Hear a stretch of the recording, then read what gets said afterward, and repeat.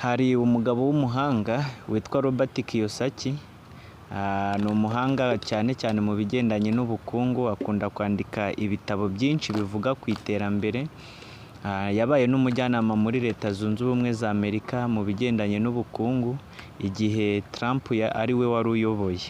Yanditse ibitabo byinshi cyane, ariko ngiye kugaruka ku gitabo yanditse cyitwa Cash Flow Quadrant. Ni igitabo yagaragajemo inzira enye abantu twese dutuye ku isi twinjizamo amafaranga. Inzira ya mbere yayise employee cyangwa se umukozi.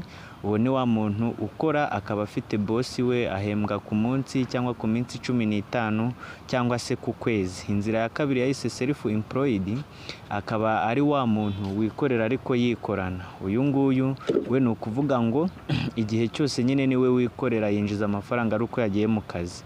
Inzira ya gatatu yayise business owner.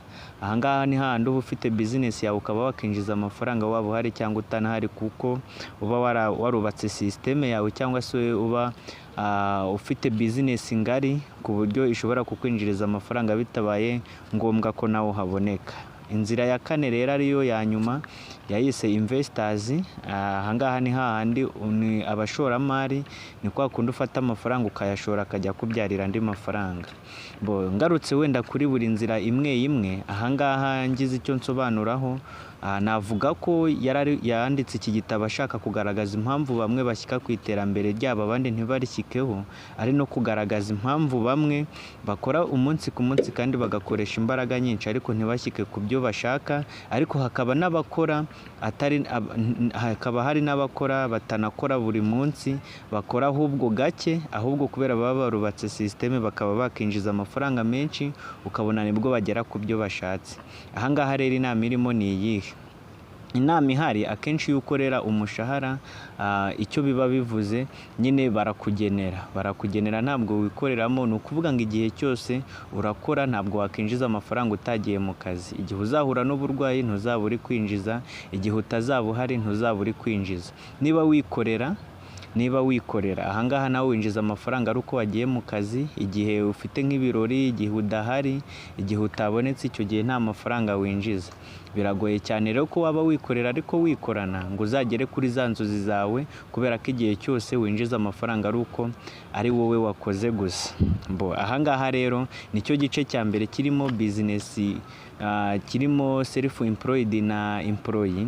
Ahangaha ni abantu nyine binjiza amafaranga ari uko bakoze. Iki gice Robert Kiyosaki yaje gusanga ko kirimo abantu bagera kuri 95%, ariko bakaba ikibabaje cyane bakaba basangiye ubukungu bwa 5%. Ahangaha ni ibintu bigoye cyane, kuko urebye no mu buzima buri aha hanze, abantu bafite akazi n'abikorera nibo bantu benshi cyane. Ikindi gice rero aricyo kirimo business owner, kikaba kirimo na investors. Iki ni igice cyiza yavuze ko kirimo abantu noneho 5%, ariko basangiye ubukungu bwa 95%. Aha ni handi bavuga ngo ubukungu bw'isi bufitwe n'abantu 5%. Nimba bivuga gutyo uhita ubyumva, kuko uriya muntu ufite business ye cyangwa wubatse systeme ye akaba yakinjiza amafaranga yaba hari cyangwa atanahari, yashinze business ye, ahereza akazi cyangwa ahereza abantu benshi akazi. Abo bantu barakora akabahemba ku kwezi, ariko akaba yakinjiza amafaranga yaba hari cyangwa atanahari. Urumva ko uwo muntu arinjiza amafaranga ku kigero kiri hejuru. Investors ni wundi none ufata aya mafaranga yakayashora nko mu kigo runaka cyangwa akubaka nk'inyubako runaka, noneho za nyubako zikajya zimwinjiriza amafaranga we bitasabye ko akora. Nureba kuri iyi si dutuye, aba investors, abantu bikorera bafite ama business yabo ni bakeya cyane, ariko usanga aribo bihariye ubukungu bw'isi ku kigero kiri hejuru cyane. Ari nayo mpamvu bavuze ngo ubukungu bw'isi bwose bufitwe n'abantu 5%. Ese wowe urumva wakorera he? Ese waka kanya niba ukorera umushahara, urumva intego yawe wakora ushaka kuba mu kihe gice? Ese wowe niba uri business owner, urumva imbaraga wakoresha zabiziye kugira ngo ube investors?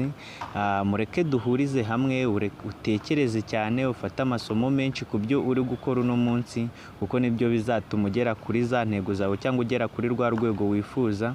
Ariko niba ushaka gutera imbere cyangwa ukaba ufite za nzozi zagutse, nyaboneka shaka uburyo wikorera kandi ukore business yawe ibashe no kuba yava mu gihugu kimwe kwirakwire no hirya no hino, kuko byagaragaye ko hirya no hino cyangwa se mu gihugu uri gukoreramo cyangwa agace uri gukoreramo gashobora guhura n'ibibazo runaka, ya bizinesi yawe ntikomeze gukura. Ariko iyo ari bizinesi yagutse ishobora gukorera ahantu henshi, iyo ka gace runaka gahuye n'ibibazo ukomereza bizinesi mu kandi gace cyangwa mu kindi gihugu. So rero mureke duhurize hamwe, niba hari isomo ukuyemo aha ngaha wakora subscribe, ugakanda like, ugakora share ku nshuti zawe n'abavandimwe bakareba kino kiganiro, kandi ntubure kwandika igitekerezo cyawe kuko kiba gikenewe aha ngaha.